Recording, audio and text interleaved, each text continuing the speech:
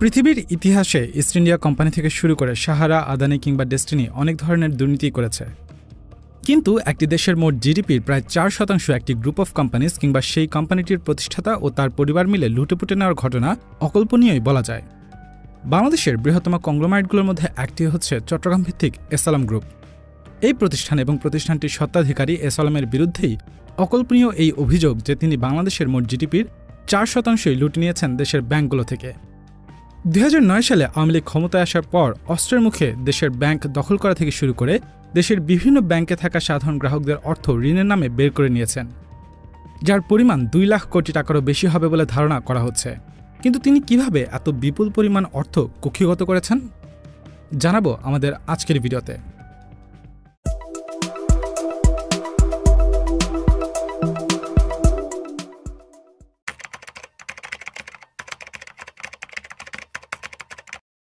এসালম নামেই সুপরিচিত সাইফুল আলম মাসুদের জন্ম চট্টগ্রামের পটিয়া উপজেলায়।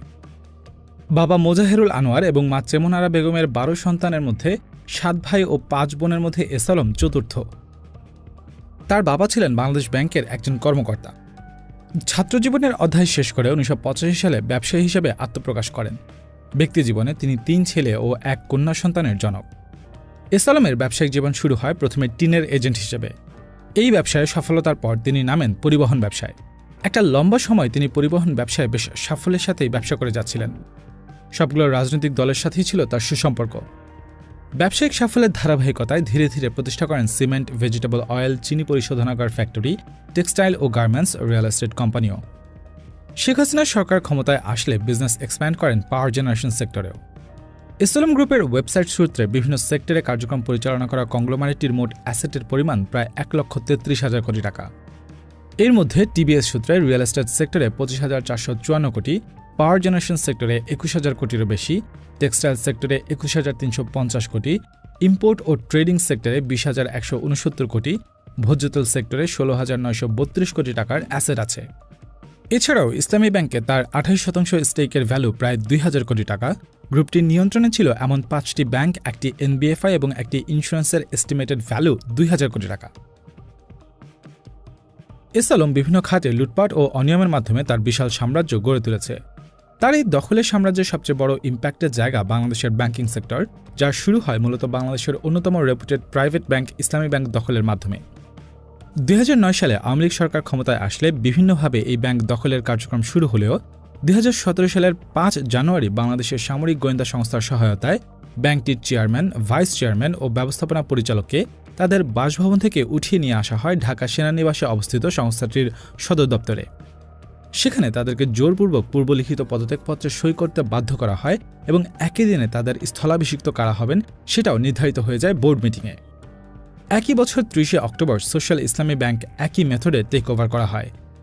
টেক ওভারের আগে এসালম গ্রুপ 19টি কোম্পানির মাধ্যমে প্রায় 50% শেয়ার কিনে নেয়, যা ব্যাংকিং কোম্পানি অ্যাক্ট 1991 এর পরিপন্থী। 30 অক্টোবর ব্যাংকটির হেড অফিসে একটি বোর্ড মিটিং হওয়ার কথা থাকলেও মিটিংটি হয় রাজধানীর ওয়েস্টিন হোটেলে কড়া নিরাপত্তা বলয়ের মধ্যে। ডেইলি স্টার সূত্রে এই মিটিংয়ে উপস্থিত ছিলেন না ব্যাংকটির তখনকার board chairman MD Rezaul Haque, executive কমিটির চেয়ারম্যান এমডি আনিসুল হক এবং ম্যানেজিং ডিরেক্টর শহীদ হোসেন, তবে এসালম গ্রুপের চেয়ারম্যান সাইফুল আলম মাসুদ উপস্থিত ছিলেন।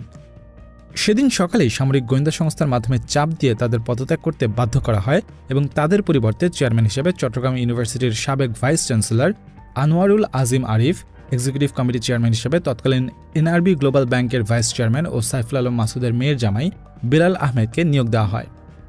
এছাড়া ফার্স্ট সিকিউরিটি ইসলামী ব্যাংকের এডিশনাল ম্যানেজিং ডিরেক্টর কাজী ওসমান আলীকে এসআইবিএল এর নতুন ম্যানেজিং ডিরেক্টর হিসেবে নিয়োগ দেন এসালম। বোর্ড মিটিংয়ে উপস্থিত থাকা একজন পরিচালক গোপনীয়তার শর্তে একটি জাতীয় দৈনিকে জানান, ব্যাংকের বোর্ড মিটিংয়ে প্রাক্তন চেয়ারম্যান, এক্সিকিউটিভ কমিটি চেয়ারম্যান এবং ম্যানেজিং ডিরেক্টরকে অ্যাটেন্ড করতে বাধা দেওয়া হয়। এছাড়াও এসালম গ্রুপের অধীনে থাকা অন্যান্য ব্যাংকগুলোর মধ্যে রয়েছে ফার্স্ট সিকিউরিটি ইসলামী ব্যাংক, আল আরাফা ইসলামী ব্যাংক, গ্লোবাল ইসলামী ব্যাংক, বাংলাদেশ কমার্স ব্যাংক এবং ইউনিয়ন ব্যাংক। এসব ব্যাংকগুলোকে এসালম ব্যবহার করেছে নিজের ব্যক্তিগত মানি প্রিন্টিং মেশিন হিসেবে। টিবিএস সূত্রে তিনি ব্যাংকগুলো থেকে প্রায় 1,25,000 কোটি টাকার লোন নিয়েছেন। ডেইলি স্টার সূত্রে ইসলামী ব্যাংকের শুধুমাত্র চট্টগ্রামের খাতুনগঞ্জ শাখা থেকে প্রায় 36,000 কোটি টাকার ঋণ নেওয়া হয়েছে এবং রাজশাহী শাখা থেকে মোট 29,575 কোটি টাকার ঋণ নেওয়া হয়েছে। এছাড়াও ইসলামী ব্যাংকের অফশোর ব্যাংকিং ইউনিট থেকে প্রায় 24,000 কোটি টাকা ঋণ নিয়েছে এসালম গ্রুপ। এসব ঋণ নেওয়ার ক্ষেত্রে কোম্পানিটি গ্রুপের বিভিন্ন সাবসিডিয়ারির পাশাপাশি বিভিন্ন শেল কোম্পানিও ব্যবহার করেছে। সরকার পতনের পর ইসলামী ব্যাংকের কর্মকর্তারা বিভিন্ন প্রতিষ্ঠানের নামে থাকা ঋণগুলোর কোনগুলো এসালামের সাথে অ্যাফিলিয়েটেড এরকম বেশ কিছু প্রতিষ্ঠানকে তারা আইডেন্টিফাই করতে পেরেছে। বাংলাদেশ ব্যাংকের ব্যাংকিং নীতিমালা অনুযায়ী একটি ব্যাংক তার মোট পেইড আপ ক্যাপিটালের 25% বেশি কোনো একটি সিঙ্গল পার্টিকে ঋণ দেওয়ার ক্ষেত্রে নিষেধাজ্ঞা আছে। কিন্তু এসালাম গ্রুপ এই নিয়ম ভেঙে একের পর এক শুধু ঋণ নিয়েই গেছে। ইসলামী ব্যাংকের পাশাপাশি এসালাম গ্রুপ আরও 5টি ব্যাংক থেকে প্রায় 20,000 কোটি টাকা ঋণ নিয়েছে। এর মধ্যে নিজের মালিকানাধীন সোশ্যাল ইসলামী ব্যাংক লিমিটেডের চেয়ারম্যান জনাব আলমের মেয়ের জামাই হয় তিনি কোনো ঝামেলা ছাড়াই সেখান থেকে 4,200 কোটি টাকা ঋণ নিতে সক্ষম হন। এছাড়াও ব্যাংকটির বোর্ড মেম্বারের 5 জন সদস্য এসালামেরই আত্মীয়। অন্যদিকে ইউনিয়ন ব্যাংক, গ্লোবাল ইসলামী ব্যাংক ও ফার্স্ট সিকিউরিটি ইসলামী ব্যাংকেও সাইফুল আলমের পরিবার ও আত্মীয়স্বজন ঊর্ধ্বতন পর্যায়ে থাকায় খুব সহজেই ব্যাংকগুলো থেকে সে যথাক্রমে 2,000 কোটি, 574 কোটি ও 257 কোটি টাকা ঋণ নিতে সক্ষম হন। এদিকে রাষ্ট্রায়ত্ত জনতা ব্যাংক থেকে গ্রুপটি নিজে ও অধীনস্থ কোম্পানিগুলোর মাধ্যমে 13,400 কোটি টাকার ঋণ নিয়েছে। এর মধ্যে এসালাম গ্রুপের একটি সাবসিডিয়ারির মাধ্যমে চট্টগ্রামে জনতার সাধারণ বীমা কর্পোরেট ব্রাঞ্চ থেকে নেওয়া হয়েছে 10,450 কোটি টাকা এবং বাকি প্রায় 3,000 কোটি টাকা নেওয়া হয়েছে বিভিন্ন বেনামি প্রতিষ্ঠানের মাধ্যমে। এছাড়াও ন্যাশনাল ব্যাংক থেকে 13টি প্রতিষ্ঠানের মাধ্যমে 4,619 কোটি টাকা ঋণ নেয় এসালাম গ্রুপ। কিন্তু রহস্যজনকভাবে বাংলাদেশ ব্যাংকের প্রেসারে প্রায় 2310 কোটি টাকা মওকুফ করে দিতে বাধ্য হয় ন্যাশনাল ব্যাংক এবং এসালাম মাত্র 2309 কোটি টাকা ঋণ পরিশোধ করে। টিবিএস সূত্রে এসালাম গ্রুপের চেয়ারম্যান মোহাম্মদ সাইফুল আলমের পরিবারের সদস্য ও বিভিন্ন ব্যবসায়িক প্রতিষ্ঠানের 6টি ব্যাংকের হিসাবে 1,09,000 কোটি টাকা জমা হয়েছিল বলে জানতে পেরেছে রাজস্ব কর্তৃপক্ষ। এই ব্যাংকগুলোর মধ্যে আছে ইসলামী ব্যাংক, এক্সিম ব্যাংক, আল আরাফা ইসলামী ব্যাংক, ফার্স্ট সিকিউরিটি ইসলামী ব্যাংক, ন্যাশনাল ব্যাংক। এর মধ্যে এসালাম কোল্ড রোল্ড স্টিল লিমিটেড কোম্পানির হিসাবেই 83,706 কোটি টাকা ঢুকেছিল, যার বেশিরভাগই জমা হয়েছিল ঋণ হিসেবে। অথচ এই কোম্পানিটির বার্ষিক টার্নওভার মাত্র 400 কোটি টাকা এবং মার্কেট শেয়ার 5%-এরও কম। অর্থাৎ ঋণ নেওয়ার ক্ষেত্রে ভুয়া তথ্য ও জাল কাগজপত্র জমা দিয়ে ঋণ নেওয়ার অভিযোগ আছে এসালামের বিরুদ্ধে। বর্তমানে কোম্পানিটির নামে 6টি ব্যাংকে মাত্র 4,762 কোটি টাকা জমা আছে। এছাড়াও এসালাম গ্রুপের পরিবারের সদস্য ও প্রতিষ্ঠানের সকল অ্যাকাউন্টে সব মিলিয়ে ডিপোজিট আছে প্রায় 26,000 কোটি টাকা। এর মধ্যে সাইফুল আলমের ভাই আবদুল্লাহ হাসানের ব্যাংক হিসাবে আছে 1,449 কোটি টাকা এবং স্ত্রী ফারজানা পারভিনের নামে কত টাকা আছে তা জানা না গেলেও ধারণা করা হয় এই অ্যামাউন্ট কয়েকশো কোটি টাকা হতে পারে। সাইফুল আলমের এমন সীমাহীন আর্থিক অনিয়মের প্রমাণ থাকা সত্ত্বেও তাদের বিরুদ্ধে ব্যবস্থা না নিয়ে উল্টো সহযোগিতা করায় কেন্দ্রীয় ব্যাংকের ক্রেডিবিলিটি নিয়েও প্রশ্ন ওঠে। তবে গত 5 আগস্ট এসালামকে অনৈতিক সুযোগ সুবিধা দেওয়া সরকারের পতন ঘটলে গ্রুপটির নিয়ন্ত্রণাধীন ব্যাংকগুলোর পরিচালনা পর্ষদে পরিবর্তন আনা হয়। এর পাশাপাশি ব্যাংকগুলোকে ঋণ দেওয়ার উপরও নিষেধাজ্ঞা দেওয়া হয়। প্রথম আলো সূত্রে ইসলামী ব্যাংকের নতুন পরিচালনা পরিষদের পক্ষ থেকে বলা হয়, ব্যাংকটির মোট ডিসবার্স হওয়া ঋণের পরিমাণ 1,75,000 কোটি টাকা। এর মধ্যে প্রায় 88,000 কোটি টাকা এসালাম গ্রুপ একাই বের করে নিয়েছে, যা কিনা মোট ঋণের প্রায় অর্ধেক। তবে গ্রুপটি যেহেতু নামে বেনামে ঋণ নিয়েছে, তাই এই পরিমাণ আরও বাড়তে পারে বলে ধারণা করা হচ্ছে। প্রথম আলো সূত্রে সব মিলিয়ে এসালাম গ্রুপের টোটাল ঋণের পরিমাণ দাঁড়াতে পারে প্রায় 2 লাখ কোটি টাকা। ওয়ার্ল্ড ব্যাংকের সূত্রে 2023 সালে বাংলাদেশের জিডিপি ছিল প্রায় $437.42 বিলিয়ন। সেই হিসেবে বাংলাদেশের ব্যাংকগুলো থেকে এসালামের মোট ঋণ হিসাব করলে তা বাংলাদেশের জিডিপির প্রায় 4%। বাংলাদেশের বিভিন্ন ব্যাংকে থাকা জনগণের কষ্টার্জিত অর্থ ঋণের নামে লুট করার পাশাপাশি বিদেশে পাচার করারও অভিযোগ আছে এসালামের বিরুদ্ধে। বিভিন্ন সময় ঋণ নিয়ে সেই টাকা তিনি দেশের বাইরে সিঙ্গাপুর, মালয়েশিয়া এবং সাইপ্রাসে পাচার করে গড়েছেন সম্পদের পাহাড়। টিবিএস সূত্রে 2009 সাল থেকে তিনি টাকা পাচারের সাথে যুক্ত। প্রায় 1 যুগেরও বেশি সময় ধরে তিনি নিজের ও তার স্ত্রীর নামে সিঙ্গাপুরের বিভিন্ন কোম্পানি স্থাপনের মাধ্যমে নিজেদের সাম্রাজ্য গড়ে তুলতে শুরু করেন। 2009 সালে প্রায় $30 মিলিয়ন সিঙ্গাপুরি ডলার পেইড আপ ক্যাপিটাল ধরে 3 কোটি শেয়ার ইস্যুর মাধ্যমে ক্যানালি লজিস্টিক্স প্রতিষ্ঠা করেন। এটি পরবর্তীতে উইলকিনসন ইন্টারন্যাশনালে রিনেম করা হয়। কোম্পানির মোট শেয়ারের 70% এসালাম ও বাকি 30% তার স্ত্রী হোল্ড করতেন। সিঙ্গাপুরে এসালাম 3টি হোটেল ও রিটেল স্পেস কেনার জন্য প্রায় $700 মিলিয়ন সিঙ্গাপুরি ডলার বিনিয়োগ করেন, যা প্রায় 6,300 কোটি টাকার সমান। এর মধ্যে তিনি 135 মিলিয়ন সিঙ্গাপুরি ডলার ব্যয়ে লিটল ইন্ডিয়ার সেন্ট্রাম স্কোয়ারের প্রথম 2টি লেভেলে 27,179 বর্গফুটের রিটেল স্পেস কিনেন। এছাড়া হোটেলগুলো হলো লিটল ইন্ডিয়ায় অবস্থিত প্রায় 248 মিলিয়ন সিঙ্গাপুরি ডলারে নির্মিত হিলটন গার্ডেন ইন, এটি আগে গ্র্যান্ড ইম্পেরিয়াল হোটেল সিঙ্গাপুর হিসেবে পরিচিত ছিল।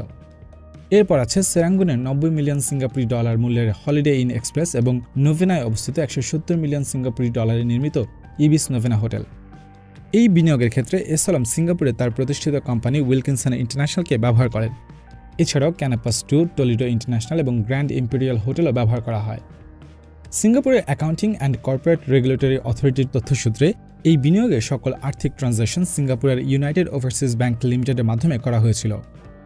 এসিআরের তথ্য অনুসারে এস আলম, তার স্ত্রী ফারজানা পারভিন এবং তার অফিসের কর্মীরা সিঙ্গাপুরে নিবন্ধিত এই 4টি কোম্পানির শেয়ার হোল্ডার। এই কোম্পানিগুলোর নিবন্ধন নথিতে এস আলম ও তার স্ত্রী পারভিন নিজেদের সাইপ্রাসের নাগরিক হিসেবে পরিচয় দেন। 2016 সালে এস আলম সাইপ্রাসে অ্যাক্লিয়ার ইনভেস্টমেন্ট লিমিটেড নামে আরেকটি প্রতিষ্ঠান ক্রয় করেন। সাইপ্রাসের কোম্পানির রেজিস্টার বিভাগ ও অফিসিয়াল রিসিভারের নথি অনুসারে পরবর্তীতে কোম্পানিটির নাম পরিবর্তন করে অ্যাক্লিয়ার ইন্টারন্যাশনাল রাখা হয়। 2019 সালে সিঙ্গাপুরে নতুন করে ম্যারিলিমাও ম্যানশন নামে 12,260 ফুট জমিতে একটি প্রাসাদতুল্য বাড়ি নির্মাণ করেন এস আলম। এর নির্মাণে প্রায় 30 মিলিয়ন সিঙ্গাপুরি ডলার বা প্রায় 300 কোটি টাকা খরচ হয়। দেশের বাইরে সম্পদের পাহাড় গড়তে যে পরিমাণ অর্থ পাচার হয়েছে তাতে সাহায্য করেছে এস আলমের অধীনে থাকা ব্যাংকগুলো। টিবিএস সূত্রে এই অর্থ পাচারে ইউনিয়ন ও ইসলামী ব্যাংকের 2 জন ঊর্ধ্বতন কর্মকর্তা জড়িত আছেন। মূলত চিনি আমদানির ক্ষেত্রে ওভার ইনভয়েসিংয়ের মাধ্যমে টাকা পাচার করত এস আলম গ্রুপ। এর পাশাপাশি হুন্ডির মাধ্যমে টাকা পাচার করা হতো।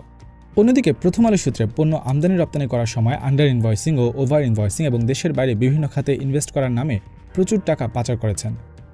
বলা হয় ইসলামী ব্যাংক সহ অন্যান্য দেশীয় ব্যাংক থেকে লুটে নেওয়া প্রায় 95,000 কোটি টাকার পুরোটাই এভাবে লন্ডার করেন এস আলম।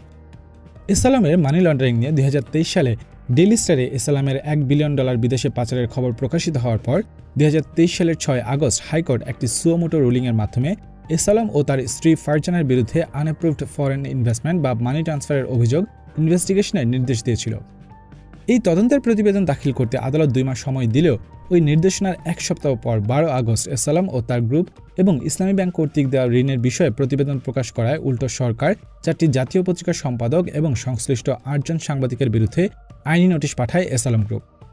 এভাবে আওয়ামী লীগ সরকারের আমলে বিচার ব্যবস্থায় প্রভাব খাটিয়ে এস আলমের বিদেশে থাকা সম্পদের উপর প্রতিবেদন প্রকাশকে নিষিদ্ধ করেছিলেন। এদিকে সরকার পতনের পর এস আলমের প্রায় $10.2 বিলিয়ন পাচারের তদন্ত শুরু করেছে সিআইডি। ব্যাংক ঋণ ফেরত না পাওয়ার পাশাপাশি এস আলমের কাছ থেকে সরকার ঠিকমতো ট্যাক্সও পেত না। টিবিএস সূত্রে 2021-22 অর্থ বছরের ট্যাক্স রিটার্নে এস আলমের নেট ওর্থ উল্লেখ করা হয় প্রায় 280 কোটি টাকা। ওই অর্থ বছরে তার ট্যাক্সেবল ইনকাম ছিল 19 কোটি টাকার বেশি, যার এগেনস্টে তিনি 6.29 কোটি টাকার ট্যাক্স দেন। এছাড়া এস আলমের 2টি প্রতিষ্ঠানের কাছে বাংলাদেশ সরকারের ভ্যাট ও জরিমানা বাবদ পাওনা প্রায় 7,000 কোটি টাকা। ডেলিস্টের সূত্রে 2019-20 অর্থবছর থেকে 2021-22 অর্থবছরের মধ্যে এস আলম ভেজিটেবল অয়েল লিমিটেডের বিরুদ্ধে 1,917 কোটি টাকা এবং S Alam super edible oil লিমিটেডের বিরুদ্ধে 1,621 কোটি টাকা ভ্যাট ফাঁকি দেওয়ার অভিযোগ রয়েছে, যার ফলে এনবিআর কোম্পানি দুটিকে আরও 3,531 কোটি টাকার জরিমানা করে। মূলত কোম্পানি দুটি তাদের ভ্যাট রিটার্নে টোটাল সেলসের পরিমাণ অনেক কম দেখায়।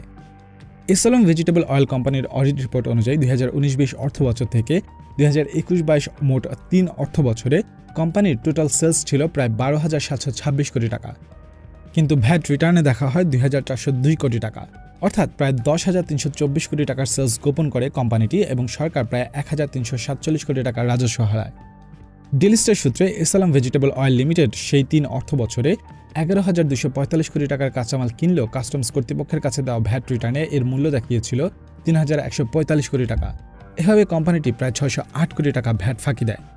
একইভাবে সেলস কম দেখিয়ে এবং কাঁচামালের দাম কম দেখিয়েও রাজস্ব ফাঁকির অভিযোগ আছে S Alam super edible oil লিমিটেডের বিরুদ্ধেও। দেশের মাটিতে সীমাহীন আর্থিক অনিয়ম করে যাতে বিচারের মুখোমুখি হতে না হয় সেজন্য আগে থেকেই সোচ্চার ছিলেন এস আলম।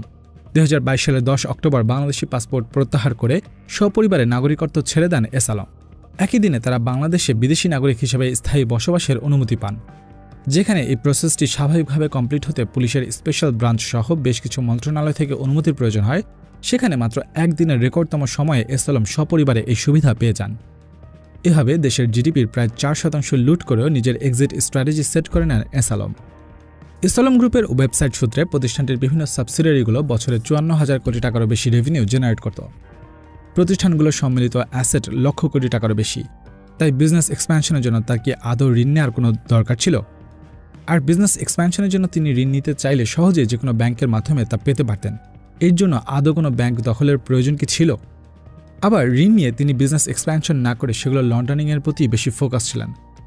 অথচ বাংলাদেশের বিগেস্ট কংগ্লোমারেট হিসেবে তিনি চাইলে বৈধভাবেই বাংলাদেশের বিভিন্ন সেক্টরে নিজের বিজনেস এম্পায়ার এক্সপ্যান্ড করে আরও হাজার হাজার কোটি টাকার রেভিনিউ জেনারেট করার প্রতিষ্ঠান গড়ে তুলতে পারতেন। এতে করে দেশেও নতুন নতুন অনেক কর্মসংস্থান হতো।